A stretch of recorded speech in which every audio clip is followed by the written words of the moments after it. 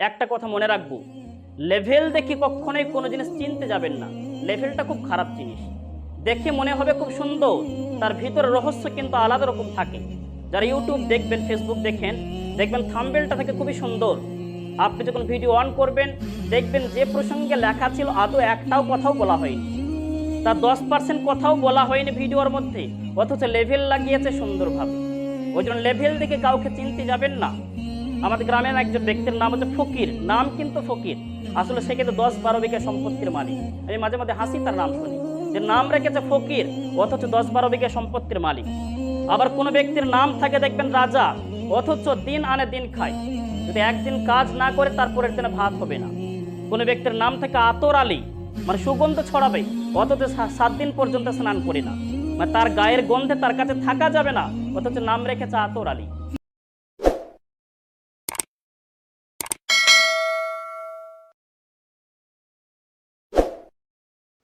আজ আপনাদের সম্মুখে সাহাবায়ে কেরাম রাদিয়াল্লাহু তাআলা আনহুমদের মর্যাদা এবং সম্মান সম্বন্ধে কয়েকটি কোরআনের আয়াত এবং হাদিস আলোচনা করতে চাই। সাহাবায়ে কেরাম রাদিয়াল্লাহু আনহুমদের ব্যাপারে স্বয়ং আল্লাহ পাক রব্বুল আলামিন অসংখ্য আয়াতে তাদের সম্মান এবং বৈশিষ্ট্য আলোচনা করেছেন। অসংখ্য আয়াতে, যে আয়াতগুলো কয়েক ঘন্টাতে বলে শেষ করা যাবে না। তবে আল্লাহ পাক রব্বুল আলামিন একবার বলেন অথবা 1000 বার বলেন, আমাদের জন্য একটি আয়াতই যথেষ্ট। সেখান থেকে নির্বাচন করে মাত্র কয়েকটি আয়াত সাহাবায়ে কেরাম রাদিয়াল্লাহু আনহুমদের ব্যাপারে স্বয়ং আল্লাহ পাক রব্বুল আলামিন কি কথা আলোচনা করেছেন, সেই প্রসঙ্গে কয়েকটি কথা আলোচনা করছি। সূরা বাকারা 12 নম্বর 1 আয়াত নম্বর 13, আল্লাহ পাক রব্বুল আলামিন সাহাবায়ে কেরাম রাদিয়াল্লাহু তাআলা আনহুমদের দৃষ্টান্ত দিয়ে বলছেন, ওই যুগের যারা কাফের ছিল, মুশরিক বেঈমান বেদিন ছিল, তাদেরকে রাসূল করিম সাল্লাল্লাহু আলাইহি ওয়াসাল্লামকে বলতে বললেন যে হে রাসূল, আপনি তাদেরকে বলুন, ওয়াইদা কিলা লাহুম আমিনু কামা আমানান নাস, লোকেরা যেভাবে ঈমান এনেছে তোমরাও সেইভাবে ঈমান আনো। কাফেরদেরকে বলা হলো যে তোমরা ঈমান নিয়ে আসো। কিভাবে ঈমান নিয়ে আসবে? যেভাবে লোকেরা, এই লোক বলতে এখানে সমস্ত মুফাসসিরিন একই কথা বলেছেন, যে এই লোক বলতে উদ্দেশ্য করা হয়েছে সাহাবায়ে কেরাম রাদিয়াল্লাহু আনহুম। যেহেতু ওই যুগের লোক বলতে সাহাবা ছাড়া আর কে হবে, তো সাহাবায়ে কেরাম রাদিয়াল্লাহু আনহুম যেভাবে ঈমান এনেছেন ঠিক সেইভাবে তোমরা ঈমান আনায়ন করো। এখানে কিন্তু এই কথা বলা হয়নি যে আল্লাহ পাকের প্রতি ঈমান আনো অথবা রাসূল করিম সাল্লাল্লাহু আলাইহি ওয়াসাল্লামের প্রতি ঈমান আনো, বরং সাহাবাদের তুলনা করে বলেছেন সাহাবারা যেভাবে ঈমান এনেছেন ঠিক সেইভাবে ঈমান আনায়ন করো। মানুষের তুলনা তখনই করা হয় যখন তার কাজটি আমাদের পছন্দ হয়। আমি আমার কোনো ছাত্রকে বললাম, বাকি ছাত্রদেরকে বলছি, কোনো একটা ছাত্র দিকে লক্ষ্য রেখে, যে এর যেমন হাতের লেখা বাকি সকলেই কিন্তু এর মতো লেখা করো। গ্রামের কোনো একজন ব্যক্তি ভালো প্রতিষ্ঠিত ব্যবসায়ী, আমরা বললাম যে তার মতো ব্যবসা করো, অর্থাৎ তার ব্যবসাটা আমার পছন্দ তাই বললাম তার মতো ব্যবসা করো। তার পড়াটা আমার পছন্দ তাই বললাম যে তার মতো তুমি পড়াশোনা করো, তার মতো তুমিও নামাজ পড়ো, তার মতো তুমিও রোজা রাখো। অর্থাৎ তার রোজা, তার নামাজ, তার ব্যবসা, তার লেখা সবগুলোই আমার পছন্দ। ঠিক আল্লাহ পাক রব্বুল আলামিন সাহাবায়ে কেরাম রাদিয়াল্লাহু আনহুমের ঈমানটা পছন্দ করে নিয়েছেন, ফুলফিল, পূর্ণাঙ্গ পছন্দ করেছেন। তাই দৃষ্টান্ত দিয়ে বলছেন, যেভাবে সাহাবায়ে কেরাম রাদিয়াল্লাহু আনহুমরা ঈমান এনেছেন, হে লোকেরা তোমরাও ঠিক এইভাবেই ঈমান আনায়ন করো। প্রত্যুত্তরে তারা কি বলেছিল? ক্বালু আনুমিনু কামা আমানাস সুফাহাউ আলা ইন্নাহুম হুমুস সুফাহাউ ওয়ালাকিন লা ইয়ালামুন। তারা উত্তরে বলেছিল যে আমরা কি ওই বোকা লোকেদের মতো ঈমান আনবো? আমরা কি ওই লোকেদের মতো ঈমান আনবো যে তারা হচ্ছে বোকা? আমরা কিন্তু বোকা নয়, অতএব বোকা লোকেদের মতো আমরা ঈমান আনতে পারবো না, নাউজুবিল্লাহ। আল্লাহ পাক রব্বুল আলামিন সাহাবাদের তরফ থেকে উত্তর করে বলছেন, আলা খবরদার শুনে রাখো, ইন্নাহুম হুমুস সুফাহাউ ওয়ালাকিন লা ইয়ালামুন, তোমরাই হচ্ছে বোকা, তোমরাই হচ্ছে নির্বোধ, তোমরা হচ্ছে অশিক্ষিত, তারাও অশিক্ষিত নয়। অতএব আল্লাহ পাক রব্বুল আলামিন সাহাবায়ে কেরাম রাদিয়াল্লাহু আনহুমের ব্যাপারে বলছেন তারা শিক্ষিত, তারা ঈমান এনেছে। আর তাদের দিকে লক্ষ্য রেখে তোমরা বলছো যে তারা বোকা, তাদের মতো ঈমান আনবো না। আসলে তারা বোকা নয়, তোমরাই হচ্ছে বোকা।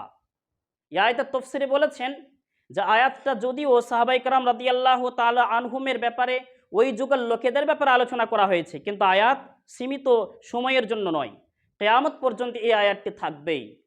যুগ যুগ ধরে যে সমস্ত ব্যক্তিদের কাছে আপনি আলোচনা করবেন যে তোমরাও তাহলে আবু বকরের মতো ঈমান নিয়ে আসো, তারা বলবেন না না, আবু বাকারের ইমানের মতো ইমান আনবো না, আবু বাকার দলিল নয়, ওমর রাদিয়াল্লাহু আনহু দলিল নয়, উসমান রাদিয়াল্লাহু আনহু কোনো দলিল নয়, তারা বলে। দেখুন, ডাকাত কিন্তু একরকম হয় না, কখনো কখনো হয় অভদ্র ডাকাত আর কখনো কখনো হয় ভদ্র ডাকাত। যারা রাহাজানি করে, হাতে বন্দুক থাকে, মুখে কালো রঙের পোশাক, কালো কাপড় থাকে, পোশাক দিয়ে ঢাকা থাকে, আর চোখে থাকে কালো রঙের সানগ্লাস, এবং আপনাকে মানে কাঁধে বন্দুক লাগিয়ে বলবে যে আপনার কাছে যা টাকা আছে আপনি বের করুন, যদি আপনি না বের করেন আপনাকে গুলি করে দেবে। এরা হচ্ছে অভদ্র ডাকাত।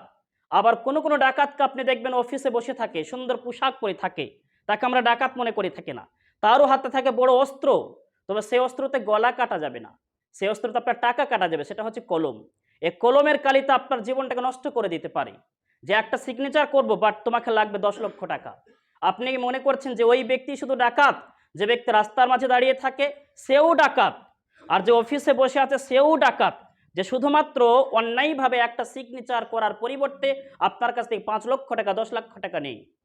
যারা ডাইরেক্টভাবে কাফের মুশরিকরা যেভাবে ডাইরেক্টভাবে সাহাবে একরাম রাদিয়াল্লাহু আনহুমকে গালিগালাজ করেছিল, তারা হচ্ছে অভদ্র কাফের। আর এখন বর্তমান যুগে বাতিল ফিরকা কিছু আছে, তারা ডাইরেক্ট গালিগালাজ করে না, তবে সাহাবা একরাম রাদিয়াল্লাহু আনহুমের আমলটাকে আমল মনে করে না।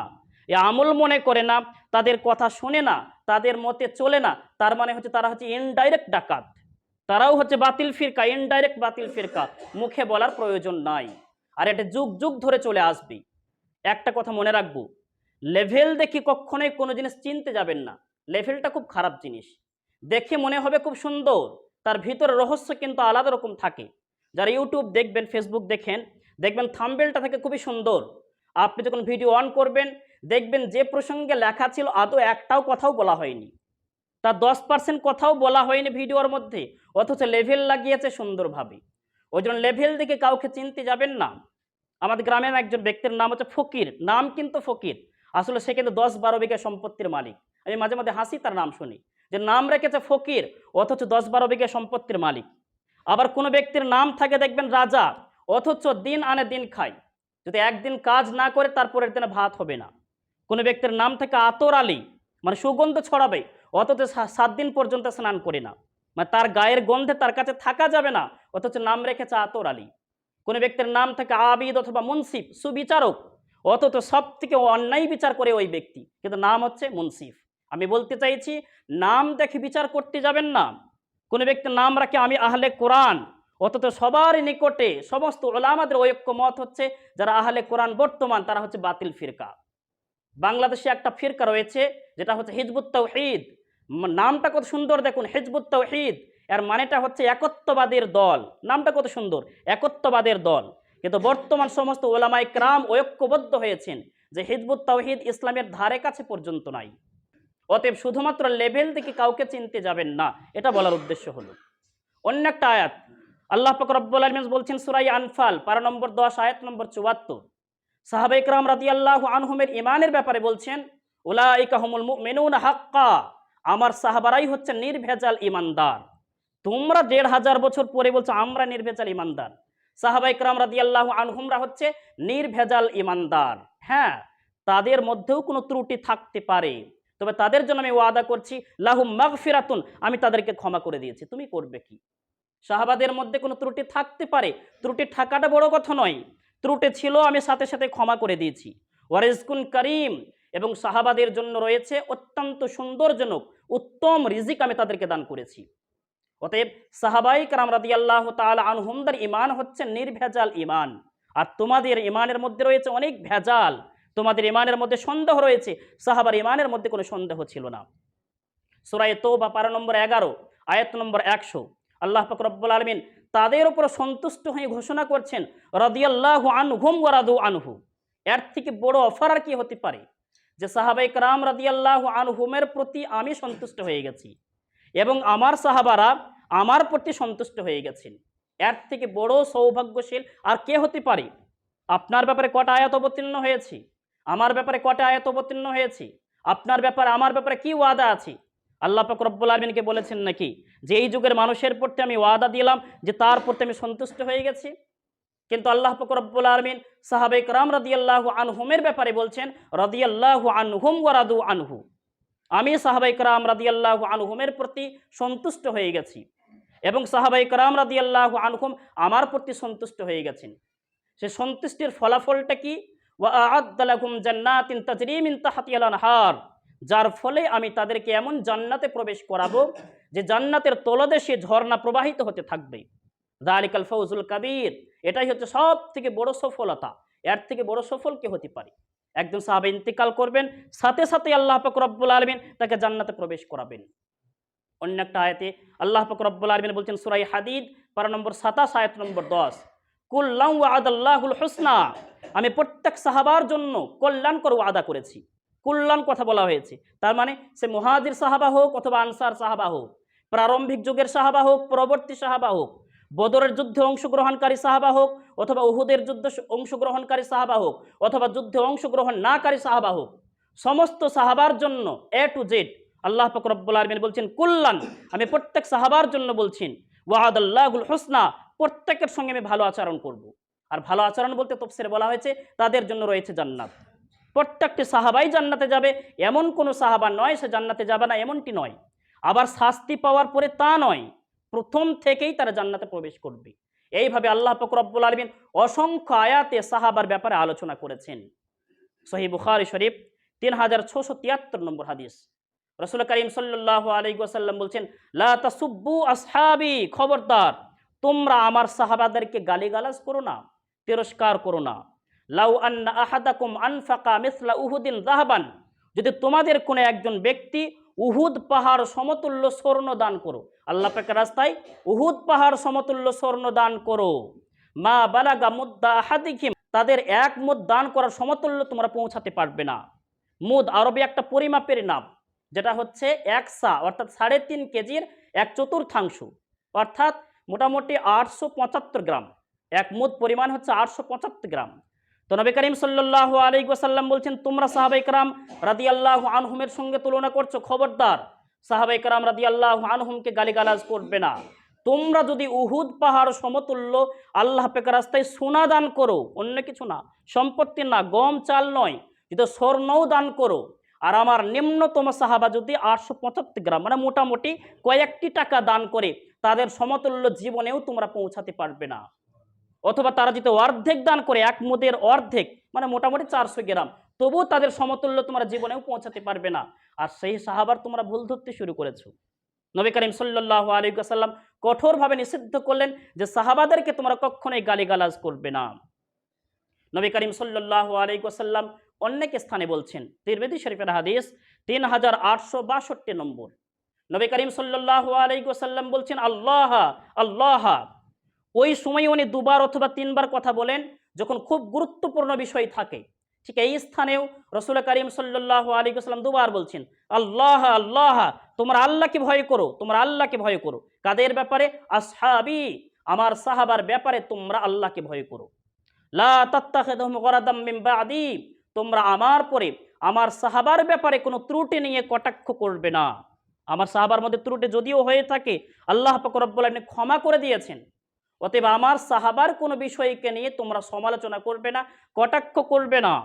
অতঃপর নবী করিম সাল্লাল্লাহু আলাইহি ওয়াসাল্লাম বলছেন মান আহাব্বাহুম ফাবিহুব্বি আহাব্বাহুম, যারা সত্যিকারে আমাকে ভালোবাসে তারা অবশ্যই আমার সাহাবাকে ভালোবাসবে। আমার ভালোবাসার প্রমাণটা হলো যা আমার সাহাবাকে ভালোবাসে। ওমান আবগাজাহুম ফাবিবুগজি আবগাজাহুম, আর যারা আমার সাহাবাদেরকে কটাক্ষ করবে, কোনো জোরে দেখবে, সাহাবাদের ব্যাপারে সমালোচনা করবে, জানতে হবে তারা আমার ব্যাপারেও সমালোচনা করতে ছাড়বে না। এটা রাসূলের হাদিস। অতএব রাসূল করিম সাল্লাল্লাহু আলাইহি ওয়াসাল্লাম বলছেন তোমরা আমাকে ভালোবাসো না কোরআনকে ভালোবাসো নাকি হাদিসকে ভালোবাসো, এখানেই প্রমাণটা হয়ে যাবে যে আমার সাহাবার ভালোবাসার প্রমাণটাই হচ্ছে আমাকে ভালোবাসা। আর আমার সাহাবার সঙ্গে মানে খারাপ আচরণ করা, সমালোচনা করা মানে হচ্ছে আমার সঙ্গে তোমরা খারাপ আচরণ করছো। শুধু তাই নয়, শেষাংশে বলছেন ওমান আদাহুম, যে সমস্ত ব্যক্তিরা কোনো কথা বলার পরে অথবা ডাইরেক্টভাবে আমার সাহাবাকে কষ্ট দেয়, ফাকাদ আদানি, সে যেন আমাকে কষ্ট দিল। ওমান আদানি ফাকাদ আদাল্লাহ, আর যে ব্যক্তি আমাকে কষ্ট দিয়েছে সে ব্যক্তি অবশ্যই আল্লাহ রাব্বুল আলামিনকে কষ্ট দিয়েছে। ওমান আদাল্লাহ, আর যে ব্যক্তি আল্লাহ রাব্বুল আলামিনকে কষ্ট দিয়েছে, ফায়ুশিকু, তাহলে মনে রাখো অতি শীঘ্রই সেই দিন আসতে চলেছে, ফায়াখুদুহু, সেদিন তোমাকে পাকড়াও করা হবে। যেদিন কিয়ামতের দিবস আল্লাহ রাব্বুল আলামিন আপনার হিসাব নিকাশ করতে শুরু করে দিবেন, সেদিনটা বেশি দেরি নয়। আপনার কলারে ধরা হবে এবং জিজ্ঞাসা করা হবে। আল্লাহ রাব্বুল আলামিন বলবেন, তুমি আমাকে কষ্ট দিয়েছো, তুমি আমার নবীকে কষ্ট দিয়েছো, আমার সাহাবাকে কষ্ট দিয়েছো। অর্থাৎ আমার সাহাবাকে কষ্ট দিয়েছো, যার ফলে আমার নবী কষ্ট পেয়েছে, আর আমার নবী কষ্ট পেয়েছে, তাই আমি কষ্ট পেয়েছি। তুমি আমাকে কষ্ট দিবে আর তুমি নামাজি, তুমি ইমানদার, তুমি আহলে কোরআন, তুমি হিজবুত তাওহীদ, তুমি আহলে হাদিস, এটা হতেই পারে না, অসম্ভব। তুমি যারা আমাকে কষ্ট দিয়েছে, অতি শীঘ্রই সেই দিন এসে পড়েছে, আমি তোমার কলার ধরে ছাড়বো না। অতএব সাহাবায়ে কেরাম রাদিয়াল্লাহু আনহুমের মানদণ্ডটা এখানে লক্ষ্য রাখতে হবে যে আল্লাহ পাক রব্বুল আলামিন পর্যন্ত তাকে ছাড়বেন না। অন্য একটা হাদিসে রাসূল করিম সাল্লাল্লাহু আলাইহি ওয়াসাল্লাম বলছেন, তিরমিজি শরীফের হাদিস 3858 নম্বর হাদিস, লা তামাসসুন নারু মুসলিমান রাআনি, ওই মুসলমান কখনোই জাহান্নামে প্রবেশ করতে পারে না, তাকে জাহান্নামের আগুন স্পর্শ করবে না, যে মুসলমান আমাকে দেখেছে স্বয়ং। অর্থাৎ সাহাবায়ে কেরাম রাদিয়াল্লাহু আনহুম কখনোই জাহান্নামে প্রবেশ করতে পারে না।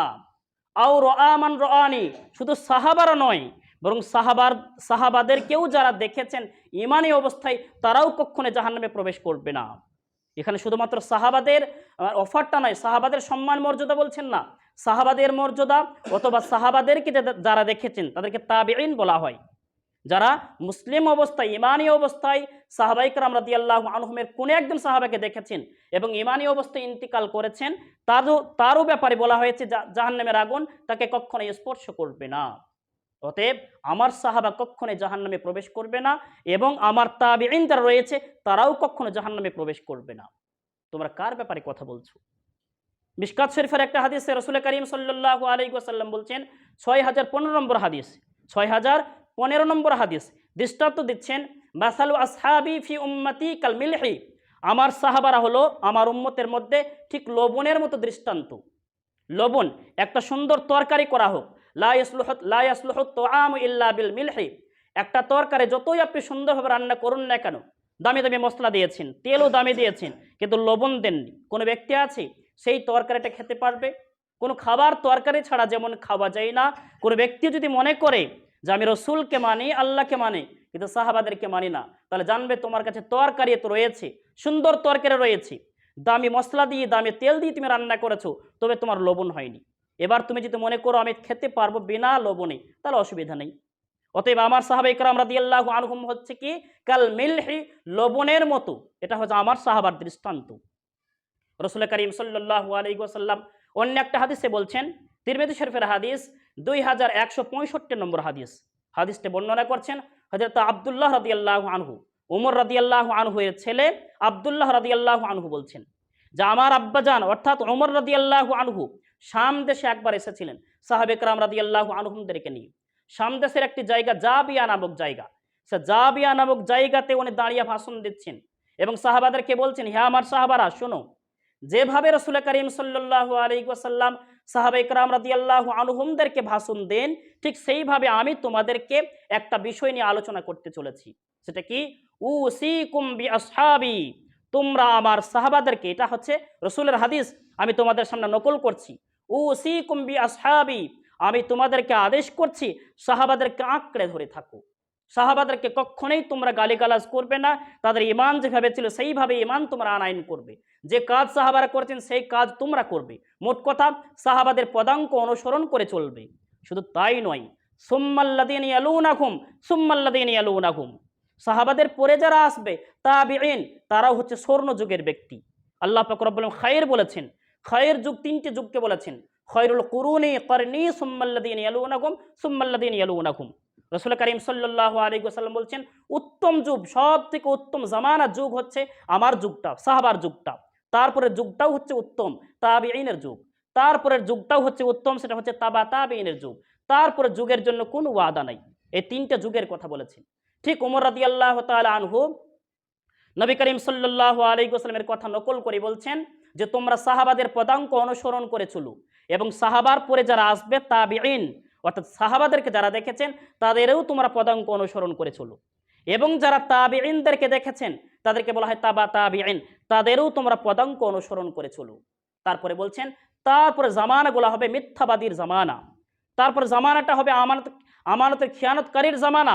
সেই জামানা তার ভালো ব্যক্তি খুঁজে পাওয়া খুব দুষ্কর ব্যাপার হয়ে দাঁড়াবে। অতএব এই তিনটি যুগকে তোমরা ফলো করে চলো।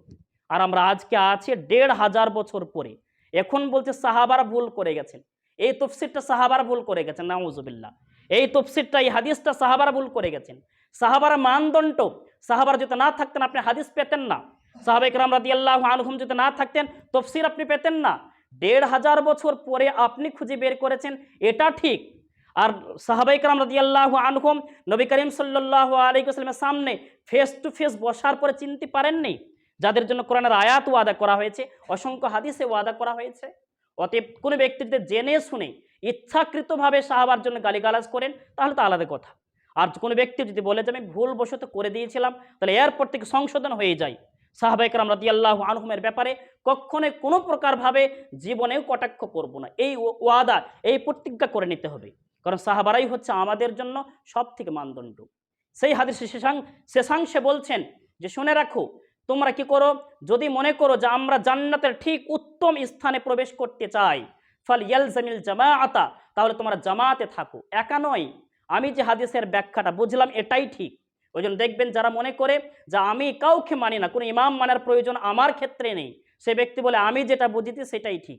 ওই জন্য কখনো কখনো দেখা যায় ওদের মধ্যে আকাশ পাতাল পার্থক্য হয়ে যায় মাসলা মাসাইলে। ও একটা কথা বলছে, পুরো উল্টো মাসালা বলছে আর একজন। অবাক লাগছে আমাকে। একজন বলছেন লামাজহাবিদের একজন ব্যক্তি বলছে যে এই যে উসমান রাদিয়াল্লাহু আনহু, আমরা জানি যে জুমার আজানটা কিন্তু উসমান রাদিয়াল্লাহু আনহু করে গেছিলেন, দুটি আজান। আর নবী করিম সাল্লাল্লাহু আলাইহি ওয়াসাল্লামের যুগে একটা আজানই ছিল। তা কোনো একজন ব্যক্তি ওদের লামাজহাবিদের কোনো একজন ব্যক্তিকে প্রশ্ন করছে, হুজুর জুমার দিনে দুটি আজান দেওয়া কি? সঙ্গে সঙ্গে বলছেন হারাম, বিদাত, চলবে না। ঠিক ওদেরই লামাজহাবিদের আর একজন ব্যক্তিকে প্রশ্ন করা হচ্ছে, হুজুর একজন ব্যক্তি বিদাত বলেছে, আপনি কি বলছেন? উনি সঙ্গে সঙ্গে উত্তর করে বলছেন যে বিদাতি বলেছে সে নিজেই বিদাত, কারণ এটা হচ্ছে আমার তৈরি করা নয়, এটা হচ্ছে উসমান রাদিয়াল্লাহু আনহু এর তৈরি করা জিনিস। আর উসমান রাদিয়াল্লাহু আনহু এর তৈরি করা জিনিস কখনোই বিদাত হতে পারে না। আপনার নতুনত্ব জিনিসটা হবে বিদাত, আপনার বাপের তৈরি করা জিনিসটা হবে বিদাত। কিন্তু সাহাবা ইকরাম রাদিয়াল্লাহু আনহুম যেটা করে গেছেন এটা রসুলের ইঙ্গিতেই করে গেছেন। রসুল না বললে পরে কখনো ইঙ্গিত হবে না। উনি সঙ্গে সঙ্গে উত্তর করে বললেন যে কখনোই বিদাত হতে পারে না, যে বলেছে সে নিজেই বিদাতি। উনি এটুও বলেননি, তার বাড়িও আরও কিছু কথা বললেন, কি যে কিয়ামতের দিবসে যদি ওই ব্যক্তির কলারে ধরে এবং বলে যে ওগো আল্লাহ এই ব্যক্তি কি করেছিল, আমাকে বিদাতি বলেছিল, উসমান রাদিয়াল্লাহু আনহু যদি বলে ওগো আল্লাহ এই ব্যক্তি আমাকে বিদাতি বলেছিল, তাহলে সেই ব্যক্তি কি উত্তর দিবে? উনি উত্তর দিচ্ছেন। মোট কথা হলো কি, যখন আপনি মনে করবেন যে আমার গুরু কেউ নেই, আমার ইমাম কেউ নেই, আমি যেটা বুঝি সেটাই, তখন হবে উল্টো পাল্টা মাসআলা। আর আপনি যখন দেখবেন হাদিস কোরআনকে অনুসন্ধান করবেন, সাহাবা ইকরাম রাদিয়াল্লাহু আনহুমকে ফলো করবেন, তখন আপনার মধ্যে কোনো ত্রুটি থাকবে না। যাই হোক না কেন, সকলে চেষ্টা করব কোরআন এবং হাদিসের প্রতি আমল করার এবং শোনার থেকে বেশি বেশি আমল করার। ওয়া আখিরু দাওয়ানা আলহামদুলিল্লাহি রাব্বিল আলামিন।